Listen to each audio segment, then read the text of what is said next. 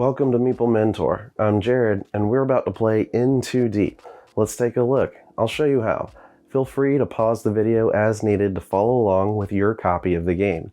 My goal is this video can not only teach you to play, but can be shown at the game table to help set up and teach the game at your next game session.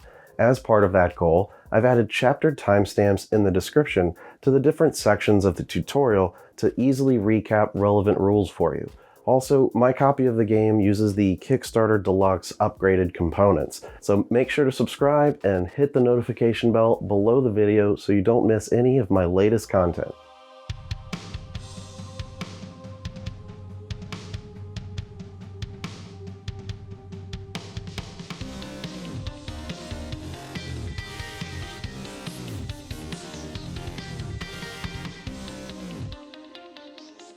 In Too Deep is set in a cyberpunk future, the year 2087. A global criminal organization known as the Syndicate has its sights on New Dawn City, a crumbling former utopia that's the perfect target for the Syndicate's network of cyber-enhanced underlings. Players of the game work for a secret agency devoted to defeating the Syndicate and use a new experimental technology that lets them infiltrate the minds of these criminals. By hooking into their minds, observe and influence their activities as you gain more skill. Gather intel on their methods and evidence to foil their final plot. To do this, you must manipulate the Syndicate operatives as they commit crimes around the city. The more dangerous you allow them to be, the more corrupted you may become. Too safe and you risk losing the city. Too reckless and you risk losing your soul. Will you be the one who goes in too deep? Before going into the gameplay, let's look at how to set it all up.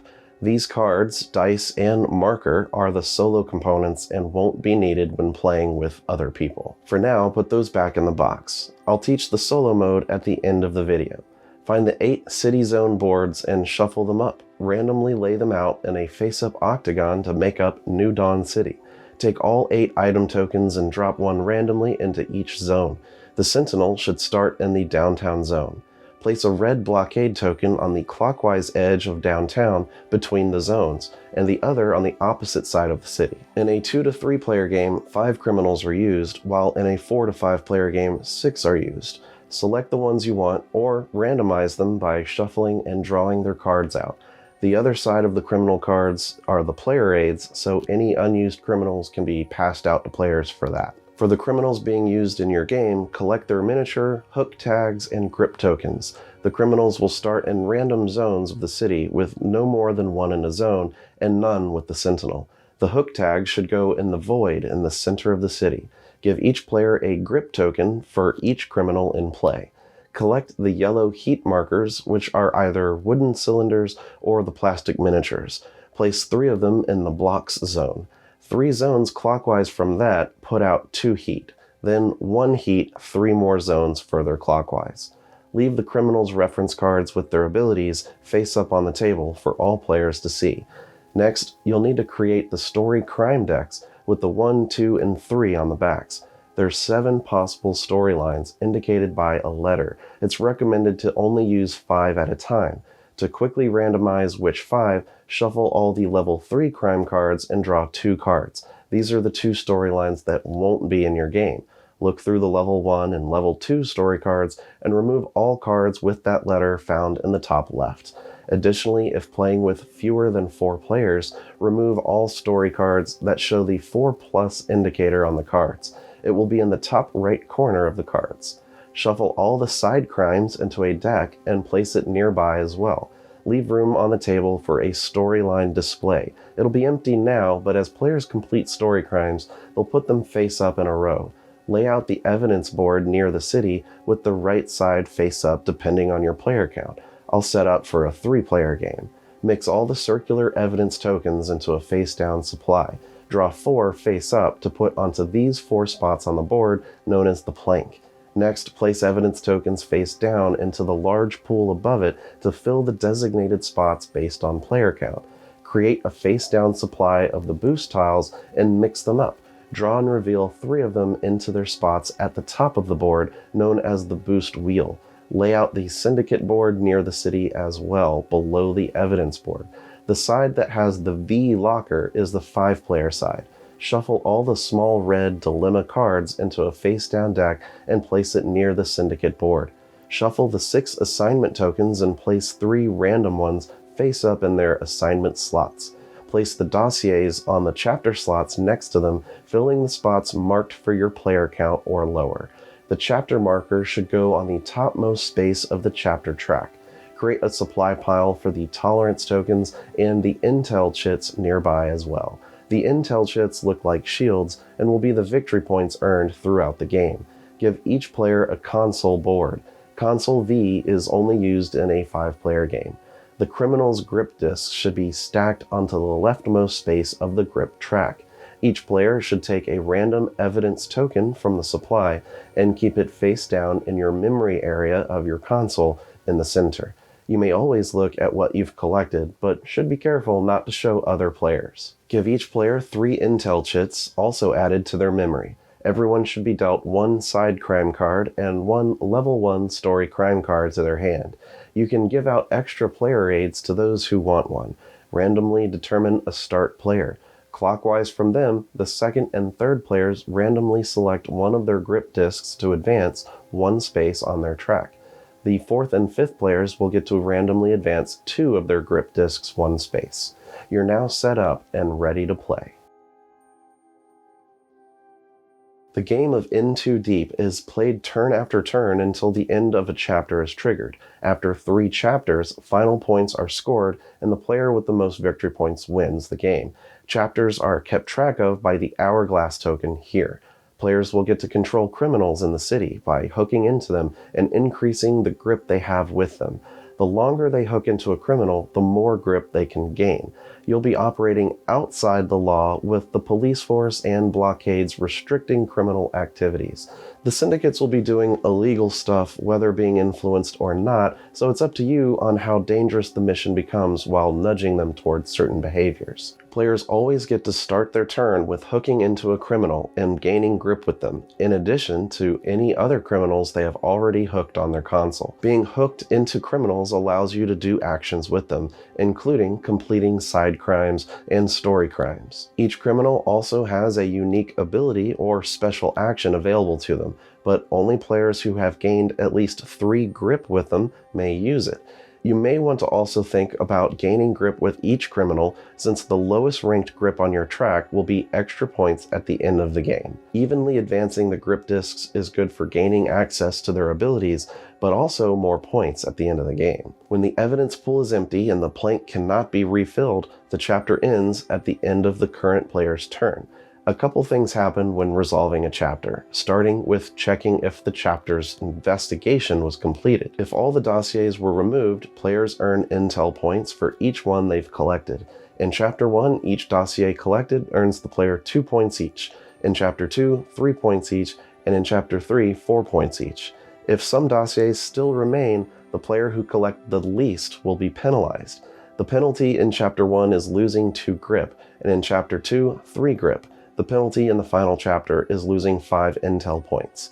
After resolving these, shuffle all 6 of the assignment tokens and put 3 back out to the assignment slots. Then discard all the filed evidence tokens from these chapter slots back into the evidence supply and return the dossiers back to their chapter slots for your player count. Shuffle up all the evidence tokens in the supply now to refill the evidence pool. Fill the gaps in the plank with face-up ones and the pool above it with face-down tokens, like setting up at the beginning. Then players must keep half of the dilemma cards in their hand rounded up. Bank these dilemma cards by placing them in the player console face down.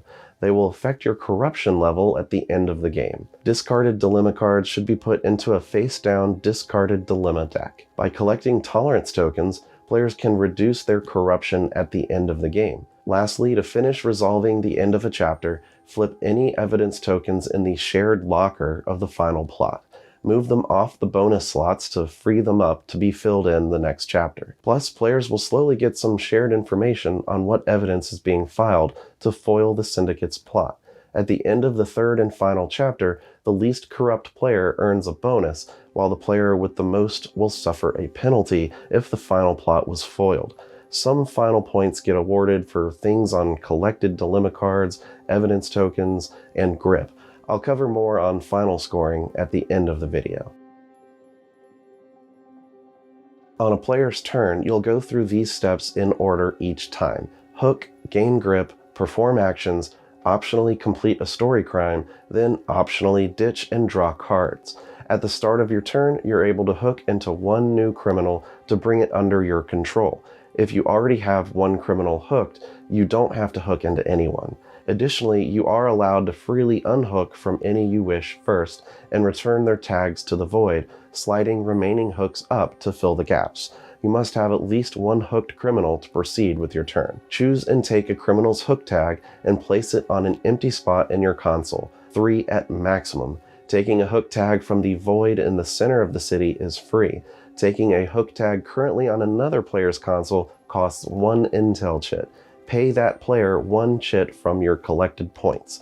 The other player has no choice but to give you the criminal's hook tag. Lastly, if you hook into a third criminal, it covers the third spot, which forces you to draw a dilemma card to your hand. In the next step, you gain 1 grip on the grip track for each criminal you're hooked into. Just move their grip disc forward on the track. Once you have at least 3 grip with a criminal, you become capable of using their unique skill as described on their card.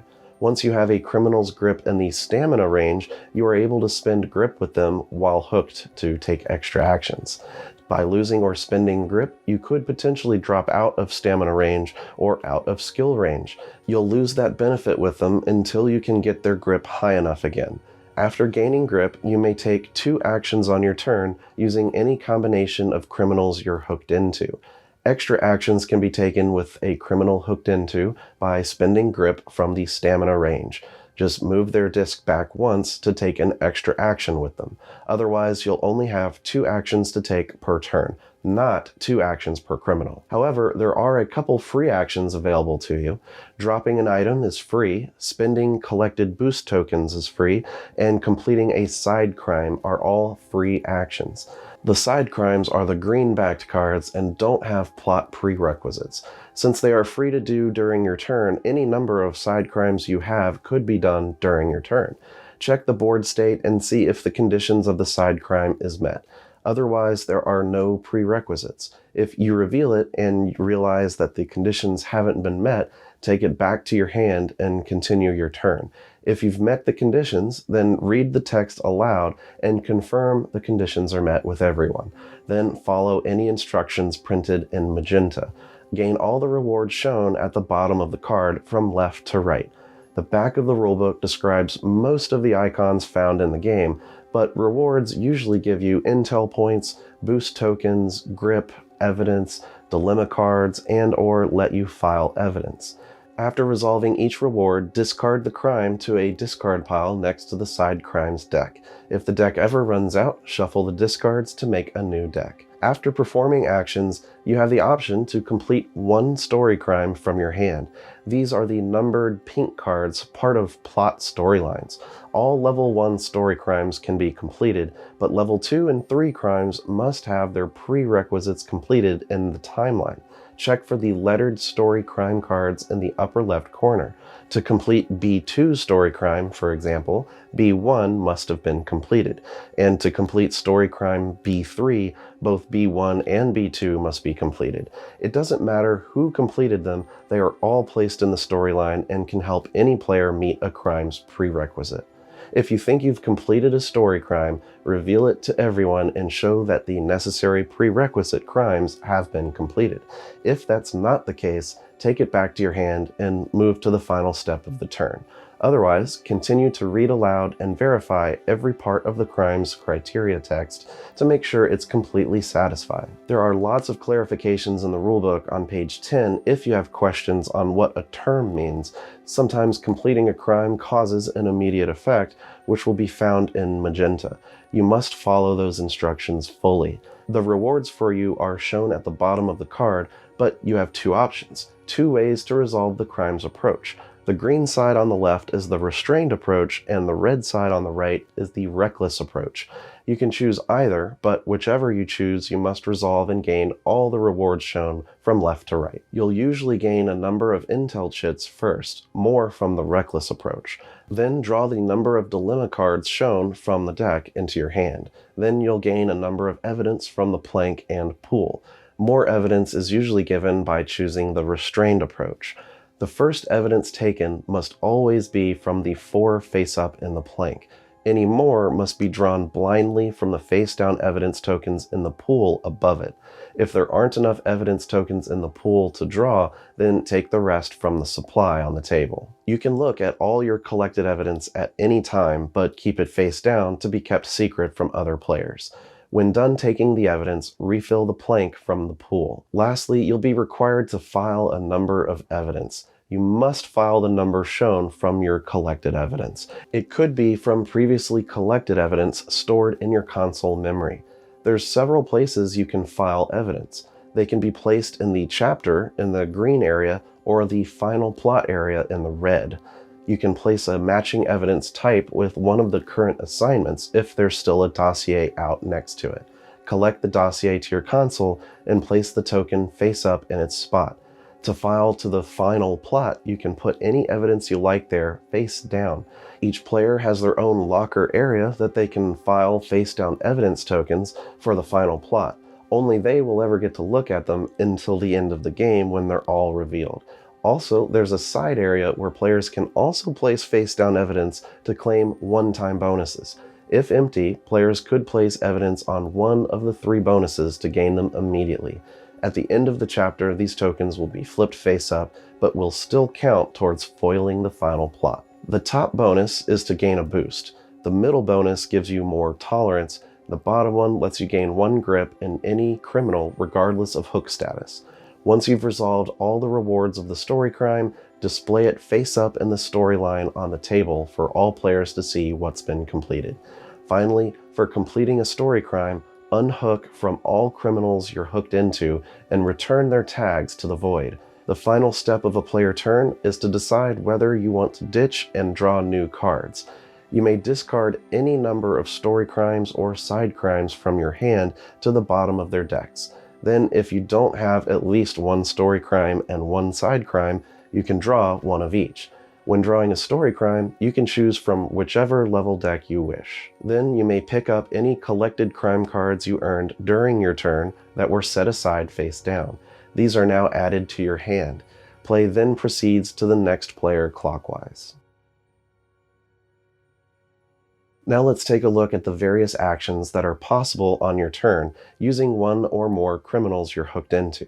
Typically, only 2 actions can be done in total on your turn, but spending a criminal's grip from the stamina range lets you do more with them. You may move a criminal to an adjacent zone as an action, unless there's a blockade there. The game refers to this movement as a shift. Carried items will go with them. The red police blockades prevent criminals from shifting through them. A criminal can pick up an item that is loose in their zone as an action. Just put it into their slot in their mini's plastic base. Each criminal can only hold 1 item at a time. Dropping an item is a free action. Sometimes, crime cards require specific items or item types to be held or loose in certain zones to complete the mission. An item's type refers primarily to its color. Assets are green. There's psychodes and cash. Electronics are pink. There's the scrambler and the crackbox. Transporters are blue. There's the coupe and the bird's eye. Lastly, the weapons are yellow. There's the gun droid and blaster. You may gain 1 grip with a criminal you're hooked into as an action. Just move their disc forward on the track. Some criminals' unique ability must be taken as an action. Remember that to use it, the player must have at least 3 grip with that criminal. Read what it says on their card to see how it works. Use one of your actions to use it. Some of them are passive abilities and don't necessarily require you to spend an action. Note that when they say nearby, it means in the same or adjacent zone. Lastly, a criminal you're hooked into can spend an action to activate the zone's power they're standing in. However, there must be no police presence there. If there's any heat in the zone, no player may use its zone power. As soon as you use the zone's power, immediately fill it with heat. Move one heat marker from each of the 3 zones that do have heat to fill up the activated zone. Then resolve the zone's power fully. The parish zone's power is to gain a tolerance token from the supply. Start with a -2, then replace it with a -4, -6, etc. when gaining more. The token sits below your console in the notch. This negative value will decrease the amount of corruption you have from your collected dilemma cards. The blocks zone power lets you challenge another player comparing your current hand's dilemma card values to the others. Both players must have at least one dilemma card in their hand. Reveal your dilemma cards in your hand, not the face-down ones on your console, and add up their values. Each player should subtract their tolerance values, if any, to determine their corruption. The player with the highest corruption loses. The challenger wins ties. The loser must pay 2 intel chit points to the winner. Then they may secretly discard one of their dilemma cards out of their hand. These are always placed face down to a community discard deck. The downtown zone power lets the player make up to 3 shifts with the Sentinel and/or blockades. These shifts can be split up however you like between the Sentinel and the 2 blockades. These can be moved clockwise or counterclockwise. Only one blockade token can be on an edge, so if moving a blockade in a direction that would land on the other, skip it. The blockade can move to the next open edge in either direction for the cost of 1 shift. Whenever the Sentinel shifts, it can also go in either direction and can move through blockades. The biggest use of the Sentinel is that he can escort 1 criminal with him when he shifts each time. He can bring 1 with him even through a blockade. That criminal keeps what they're carrying. The Sentinel can escort a different criminal with each shift it makes. Plus, it doesn't matter the hook status of the criminal being escorted. The Riverside Zone's power lets you either gain 1 evidence from the plank or file 1 evidence you've already collected. Follow the same filing evidence process as you do when completing a crime card. Ion Heights' zone power lets you claim 1 boost from the boost wheel, or draw a card from any crime deck and place it face down by your console without looking at it until the end of your turn. That's how gaining new cards works when drawn during your turn. Anytime you should gain a boost token, including as a crime reward or bonus from filing evidence, take 1 from one of the 3 available on the boost wheel. Also, take any intel chits in its area with it. Each one has a benefit to them shown in iconography. Again, refer to the back of the rulebook to see what each one does. The ones with a red background give you their benefit immediately. The others can be taken and kept in your memory and used as a free action on your turn anytime. After taking a boost token, add a 1-point intel chit to the next boost area clockwise, then refill the space with a new face-up boost token from the supply.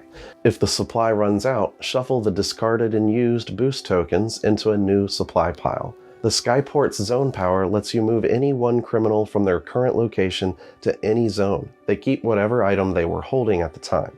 The starting location and hook status of the criminals moved is irrelevant. Zen Bazaar's zone power lets you swap any 2 items. They could be loose or held. The loose could then become held or vice versa. 2 held items can be swapped as well as 2 loose items. Lastly, the Tower Zone has a power that lets you do 2 options of 4 choices, including doing the same option twice. You could shift a blockade or sentinel 1 time as an option. You can shift 1 criminal without passing a blockade.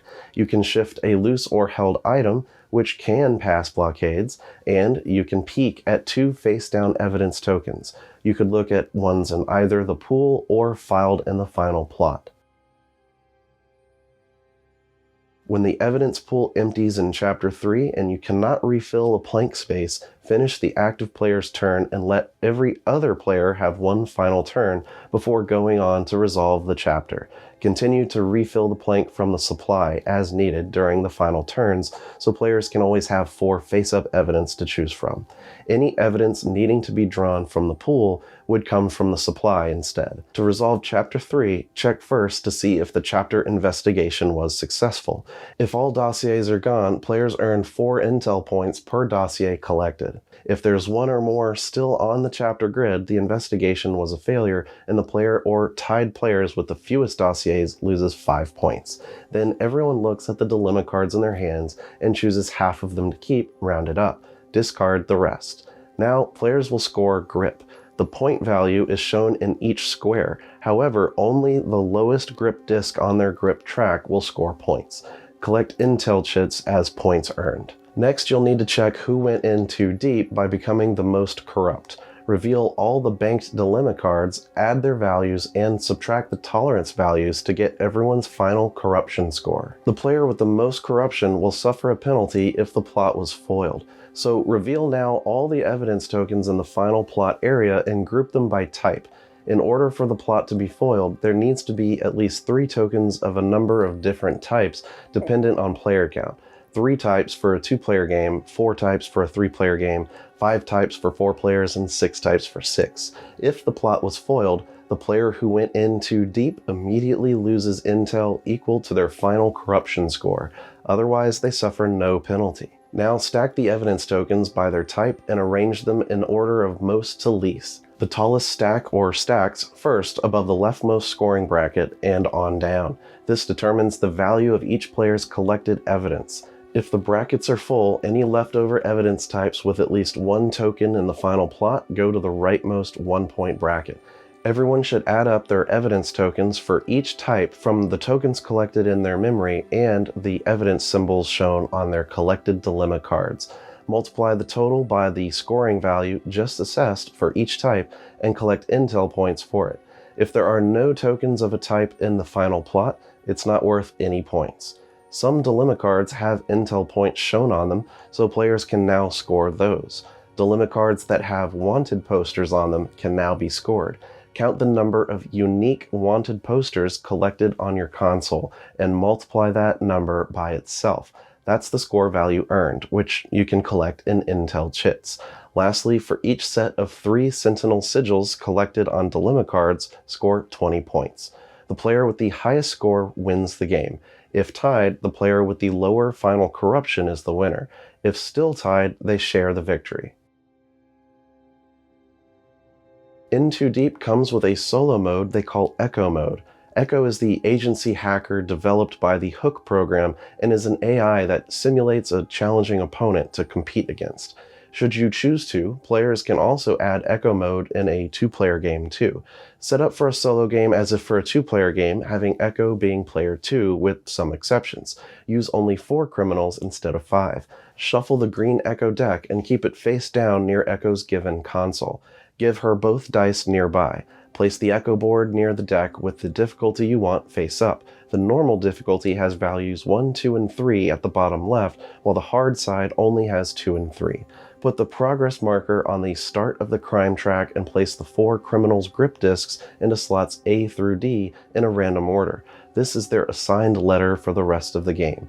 Deal 1 level 1 story crime card face down to Echo with no side crime card. Mark one of the blockades by placing an unused grip disc on top of it. You're now set up and ready to play. On Echo's turn, flip the top card of their deck face up.